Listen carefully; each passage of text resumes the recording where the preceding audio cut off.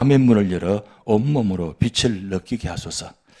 우울한 마음, 어두운 마음 모두 지워버리고 밝고 가벼운 마음으로 구원의 길을 나서게 하소서. 꽃길을 거니고 높고 푸르는 하늘을 바라다보며 자유롭게 비상하는 꿈이 있게 하소서.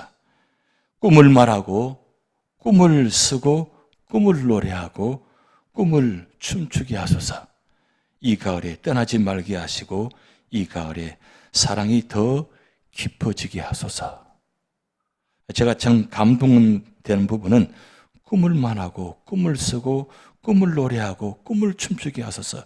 저는 이 부분이 굉장히 감동이 되었습니다. 여러분, 꿈이 있다는 건 얼마나 축복이에요. 여러분, 꿈이 있으세요?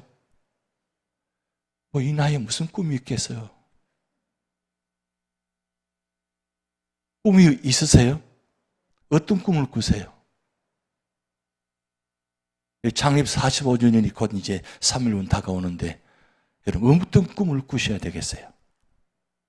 우리는 좋은 꿈을 꾸셔야 돼요. 그 꿈 무슨 꿈이에요?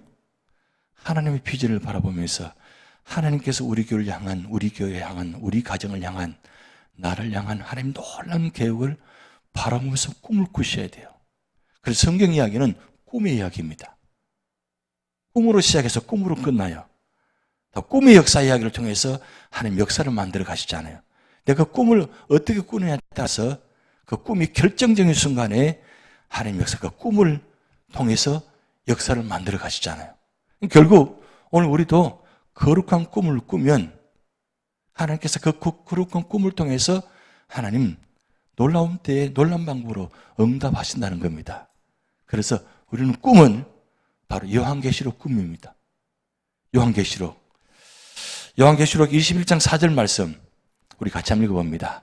모든 눈물을 그 눈에서 닦아주시니 다시는 사망이 없고 애통하는 것이나 곡하는 것이나 아픈 것이 다시 있지 아니하리니 처음 것들이 다 지나갔음이니라.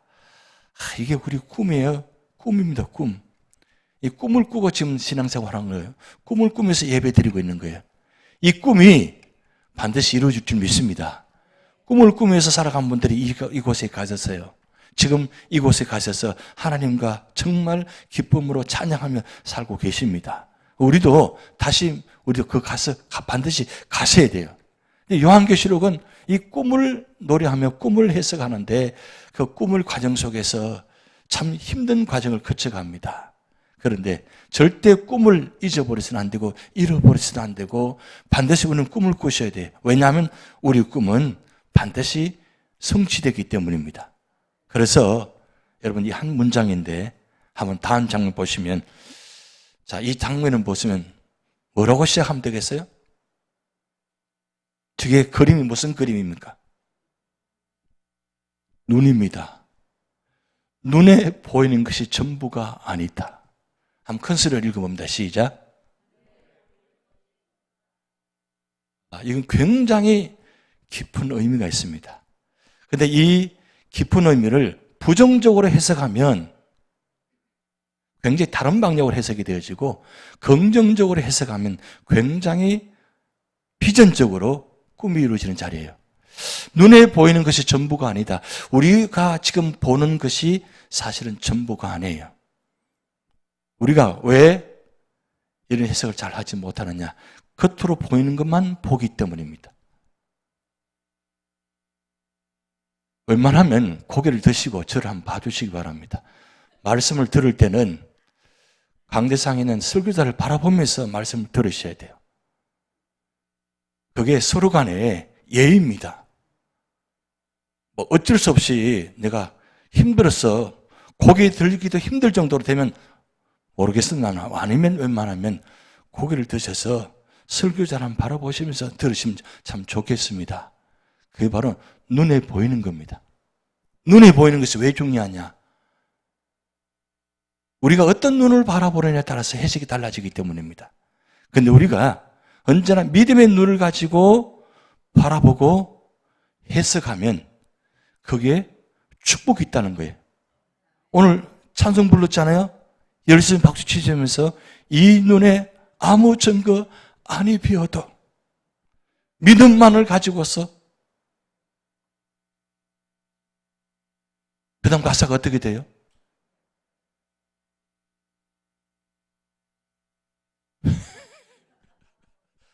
찬송 부를 때 신나게 부르셨는데 기억이 하나도 안 나요.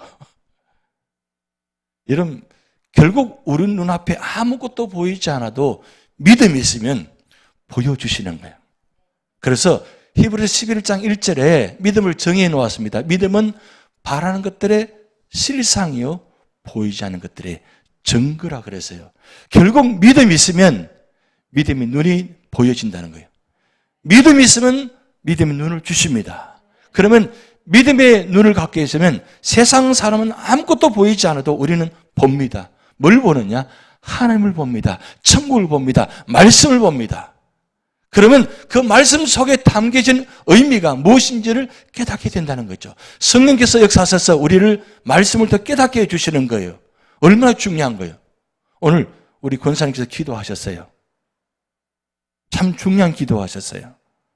말씀을 온전히 해석할 수 있도록. 특별히 요한계시록 얼마나 해석하기 힘듭니까? 저도 이 말씀을, 요한계시록 말씀을 준비할 때에 혹이나 치우치지 않을까, 다른 방향으로 해석하지 않을까 굉장히 조심하면서 말씀 중심으로 그렇게 해석하며 그리고 말씀을 전하고 있습니다. 그리고 무엇보다도 성령께서 말씀을 통해 조명해 주셔서 저희 생각과 마음을 붙잡아 주셔서 다른 말씀 전하지 않고 온전한 말씀, 요한계시록에 하나님께 주신 귀한 말씀을 온전히 전할 수 있도록 그리고 준비하고 기도하면서 말씀을 전하고 있는 겁니다. 제가 믿음의 눈을 바라보지 못하면 믿음의 해석이 달라지는 거죠. 많은 사람들이, 많은 목회자들이 이 말씀을 잘못 해석해서 잘못된 방향으로 해석해서 그것 때문에 많은 교회들이 많은 이용 계속 때문에 힘들잖아요. 근데 중요한 건 우리가 말씀 볼 때 성령께서 조명해 주시고 성령께서 보여주셔야 돼요. 그래서 눈에 보이는 것이 우리 앞에 있는 게 전부가 아니라는 거예요. 결국 그 뒷면에 있는 하나님 놀라운 섭리와 비밀을 우리 믿음을 통해서, 믿음의 눈을 통해서 보여주신다는 거죠.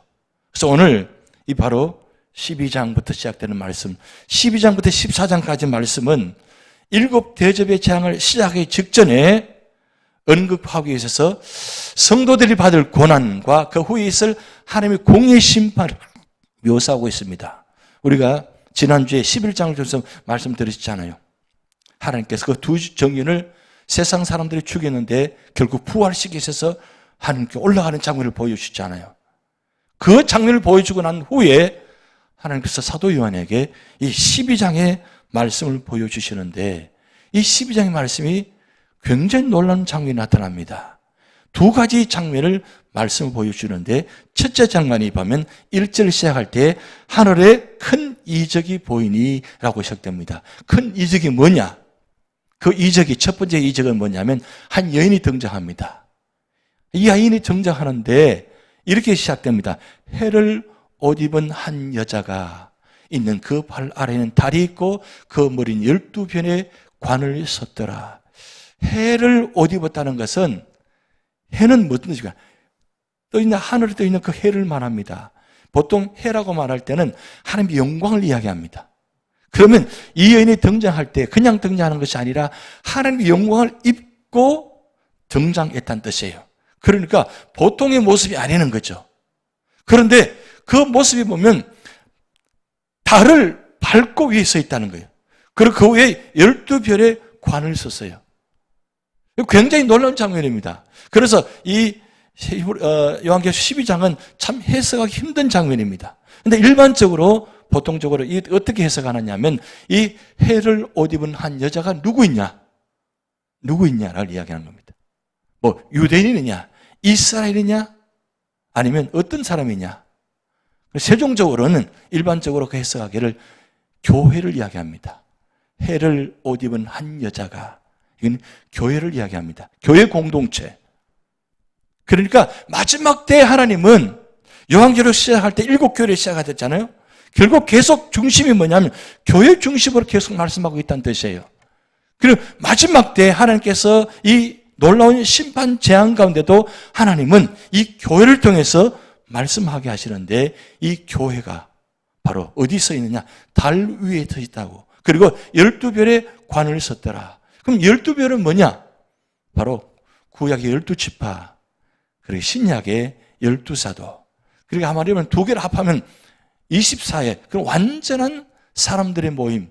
그러니까 하나님의 교회에 완전한 성도들이 모여있는 장면을 지금 말씀하고 있는 겁니다. 그것이 바로 마지막에 큰 이적이다. 그렇게 이야기합니다. 그런데 2절 말씀은 이렇게 시작됩니다. 이 여자가 아이를 베어 해산하게 되매 아파서 애를 쓰며 부르짖더라. 그렇게 기록돼요. 1절과 2절, 3절 말씀을 통해서 이 성경 전체를 지금 배경적으로 말씀하고 있습니다. 구약 성경이 창세기 3장 15절에 최초의 구약의 메시아를 예언하고 있습니다.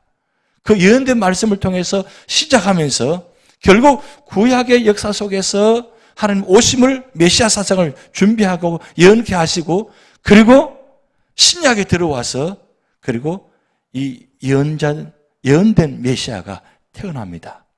태어날 때에 그냥 태어나는 것이 아니라 아파서 애를 쓰며 부르짖다는, 이건 고통이라는 거예요. 산모가 아이를 낳을 때 고통스럽잖아요. 이 장면은 왜 말씀하고 있냐면 예수님께서 태어나실 때에 마리아 그 먼 길을 호적하러 올라가면서 그 베들레헴에서 호적하면서 그리고 예수님이 태어났습니다. 그 먼 길을 걸어간 과정, 약 한 141km의 그 먼 길입니다. 만삭된 몸을 걸어갑니다. 얼마나 힘들었겠어요. 그런데 더 놀라운 사실은 여러분 마태복음 1장 2장에 보면 예수님이 태어나서 그때에 동방박사들이 그 별을 따라와서 경배 드리러 갈 때에 바로 직경했더라면 괜찮을 텐데 직경하지 않고 왕궁에 들어갑니다. 그러면서 왕이 태어났다는데 어디 태어났냐고 그 질문을 통해서 헤롯 왕이 결국 어떻게 했습니까? 그때의 기준으로 2살 아래 아이를 다 죽였단 말이에요. 그러니까 이 장면을 지금 해산하게 되매 아파서 애를 쓰며 부르짖더라. 이렇게 예수님께서 태어나신 장면, 그리고 태어남을 통해서 모든 과정이 굉장히 고통스러운 장면이었다는 거죠. 그걸 교회에 비유합니다. 교회가 마지막 때에 엄청난 시련과 역경이 다가온다는 뜻입니다. 그래서 오늘 후반절에 이 사탄에 대한 말씀을 드릴 텐데, 중요한 것은 교회가 한 여인이 아이를 잉태해서 해산할 때 큰 고통을 당한 것처럼 교회가 마지막 때에 해산한 여인처럼 고통을 받는 과정을 거친다는 뜻입니다. 그러니까 결국 교회도 안전하지 못하다는 뜻이에요. 끝까지 믿음을 지키기가 힘든다는 뜻입니다. 근데 그때에 3절 말씀에 이렇게 말씀됩니다. 하늘에 또 다른 이적이 보이니, 두 번째 이야기합니다. 이적, 보라, 한 큰 붉은 용이 있어 머리가 7이요 뿔이 10이라 그 여러 머리에 7 왕관이 있는데, 이렇게 말씀됩니다. 여기 그러면 큰 붉은 용은 누구냐? 바로 사탄을 이야기합니다. 사탄이 등장하는데 큰 붉은 용이라고 그랬어요. 엄청난 크기의 모습입니다. 사도 요한이 보았을 때 그 환상적인 장면에서 이 용이 붉은색을 띠는데 얼마나 큰지, 큰 붉은 용이 있는데 머리가 7이라 그랬어요. 그리고 뿔이 10이라 그랬어요. 그리고 여러 머리에 7 왕관이 있다 그랬어요. 이건 정말 기가 막힌 장면의 모습입니다.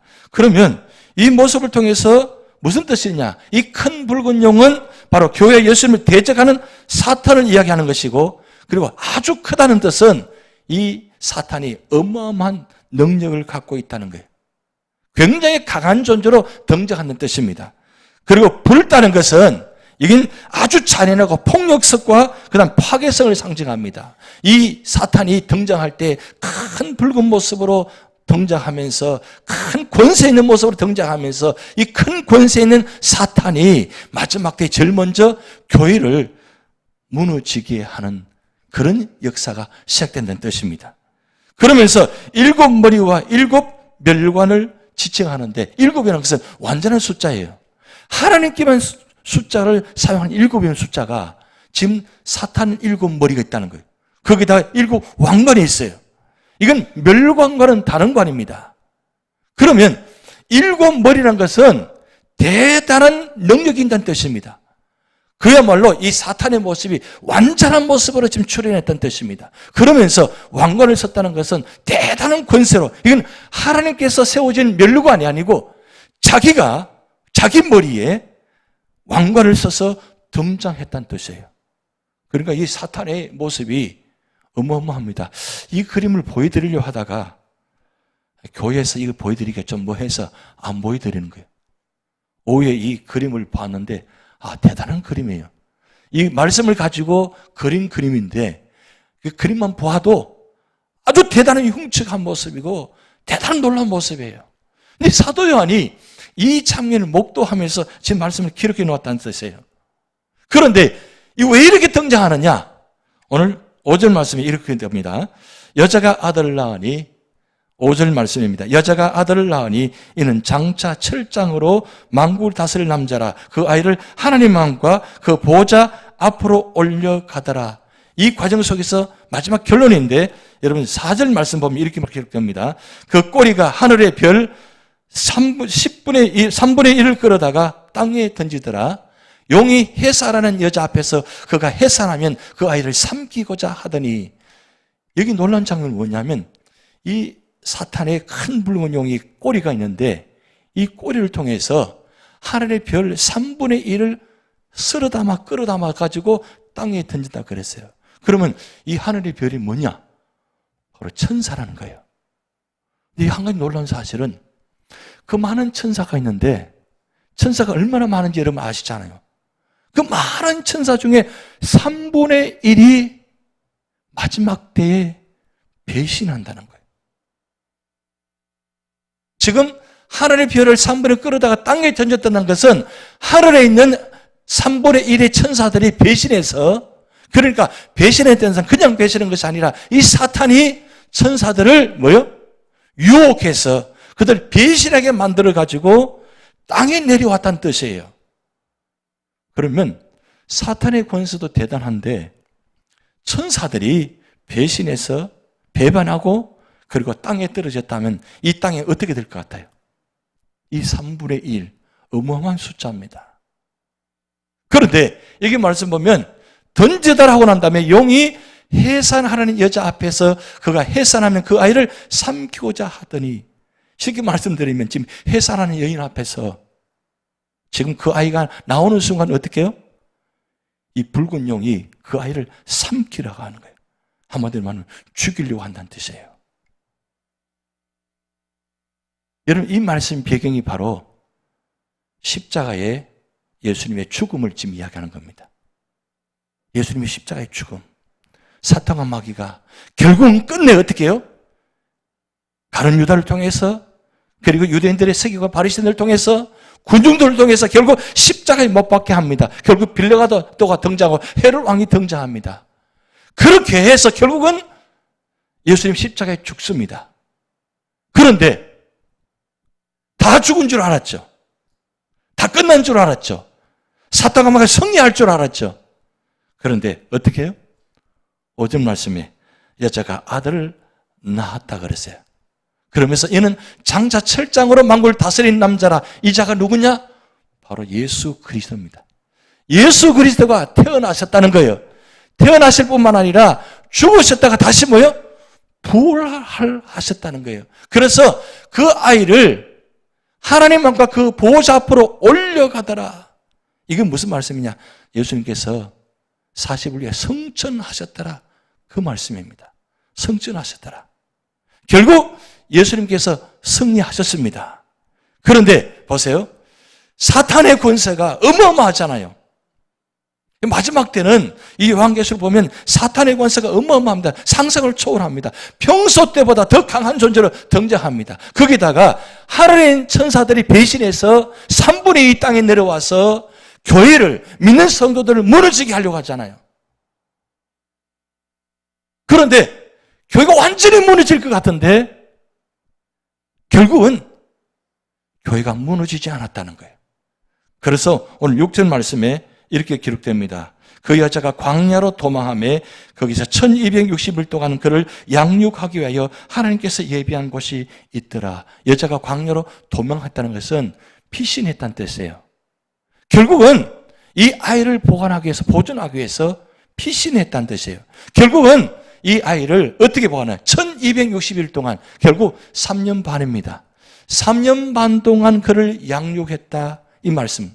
결국 주님께서 이 땅에 오셔서 태어나셔서 33년간 동안 이 땅에서 존재하시고, 그리고 마지막 사탄의 권세를 말미암아 십자가에 죽게 되었는데, 십자가의 죽음으로 모든 게 끝난 줄 아는데 하나님께서 그를 3일 부활시키셨어요. 그리고 하늘로 올리감을 만드셨습니다. 그러면 여기서 우리가 한 가지 생각해야 될 것은, 마귀의 존재가 마지막 때 어떤 존재냐. 오늘 12장 9절 말씀에 마귀를 표현한 세 단어가 나옵니다. 세 단어 나오는데, 큰 용이 내쫓기니 예뱀 곧 마귀라고도 하고 사탄이라고 하며 온천을 꿰는 자라. 그가 땅으로 내쫓기니 그의 사절도 그와 함께 내쫓기니라. 이 말씀이 사탄이 공중권세를 잡을 줄 알았는데, 그리고 공중권세에 잡은 사탄뿐만 아니라 하늘의 천사들 별신이 앉은 자리 공중권세에서 함께 잡을 줄 알고 알았는데, 나중에 결국 어떻게 돼요? 땅으로 쫓김을 당했다 그랬어요. 땅으로 추방을 당했다는 뜻입니다. 12장, 13장은 공중전을 지금 이야기하고 옵니다.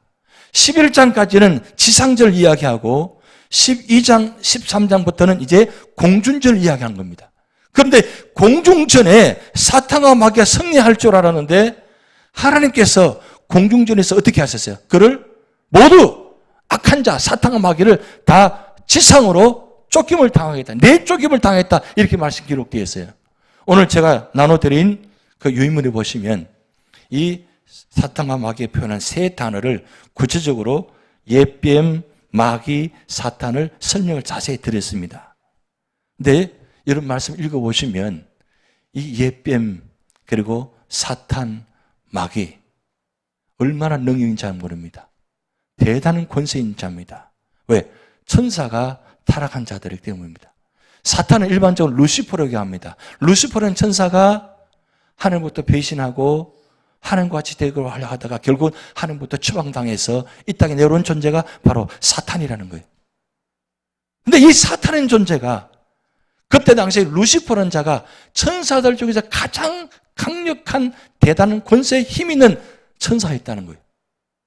이 천사가 교만해서 결국 하나님께서 이 땅에 추방을 했는데, 이 사탄인 루시퍼가 온 땅을 공중전을 점령하고 있다는 거예요.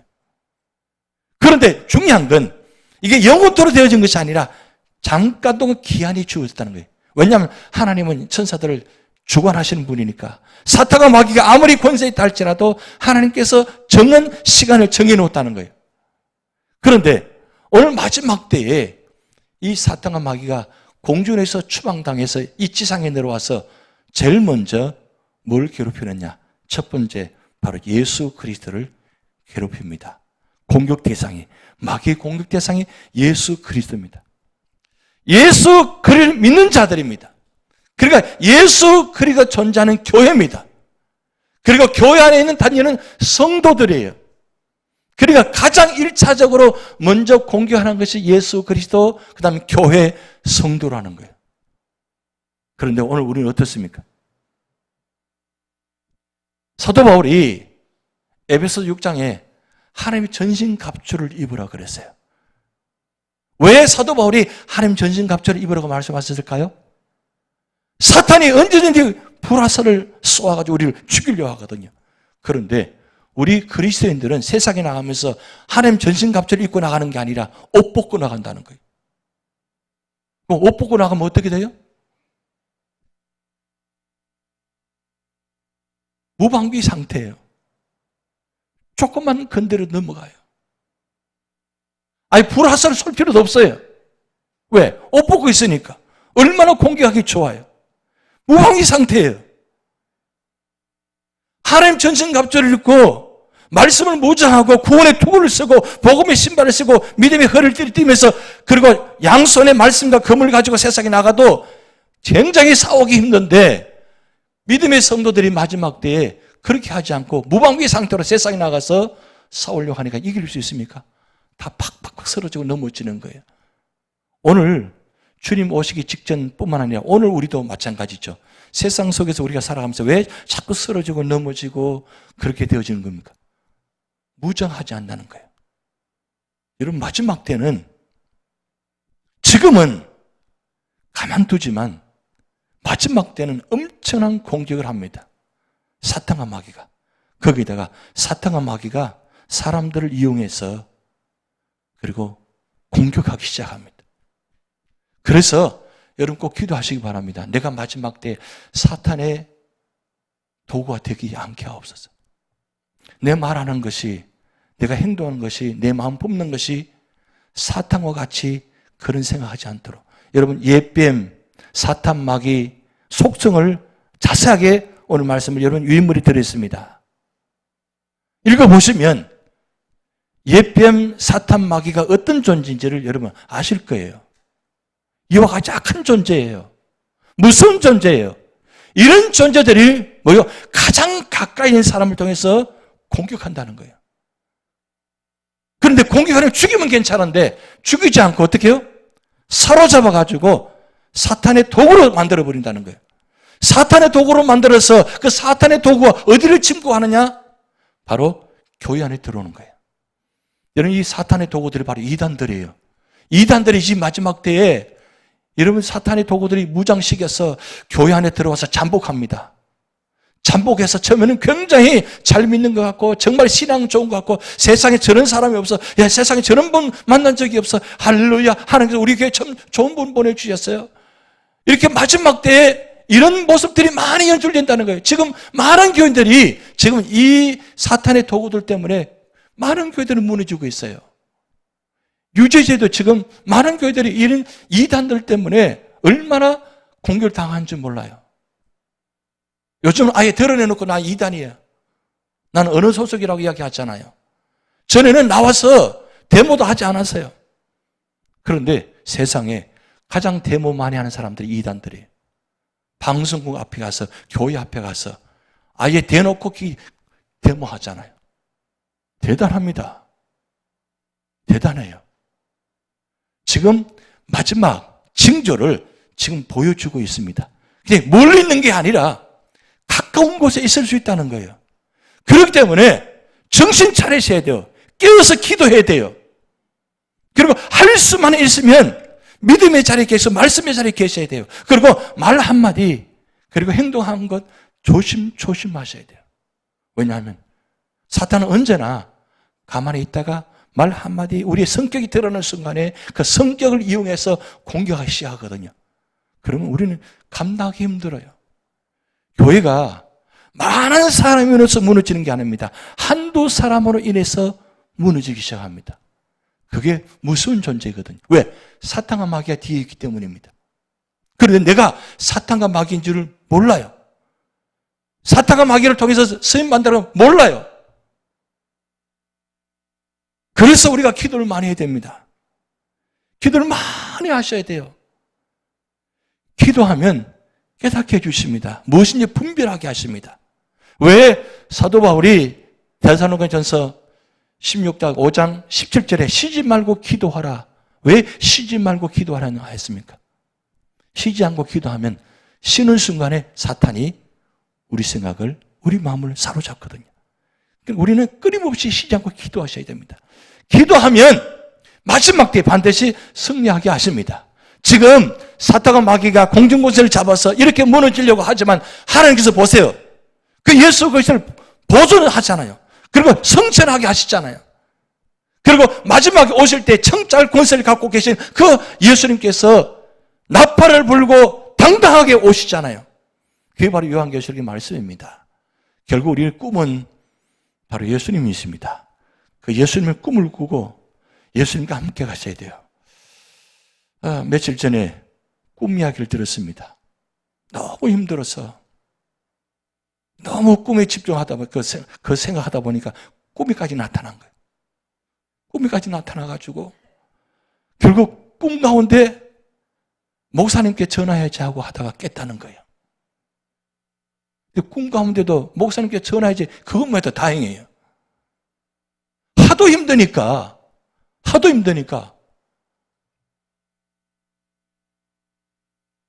여러분 문제에 집중하지 마시고 우리는 사탄에게 집중하면 안 돼요. 자꾸 사탄에 관심을 두면 안 돼요. 제가 교회에서 말씀 드릴 때 사탄 이야기 잘 안 하잖아요. 왜? 사탄 이야기하면 눈을 반짝 뜨니까. 눈을 반짝 떠요, 사탄이. 눈 감고 있다가. 아예 건드릴 필요가 없어요, 사탄은. 건드릴 필요 없어요. 우리 누구 이야기만 하냐? 예수님 이야기만 하면 되는 거예요. 우리 입술에서, 우리 마음에서 언제나 예수님 생각하고 예수님 말만 하시면 됩니다. 그러면 예수님께서 나와 함께 하셔서 우리에게 능력 주셔서 그 예수님의 이름으로 우리는 승리할 수 있다는 겁니다. 마지막에 어떤 장의 심판 온다 할지라도 3대 질중재앙, 7인 재앙, 일군 아팔 재앙, 7 대장 재앙이 온다 할지라도 하나님은 예수 이름으로 가는 사람은 반드시 승리하게 하십니다. 우리 모두가 마지막 때 승리하는 성도가 될 줄 믿습니다. 기도하시겠습니다. 하나님.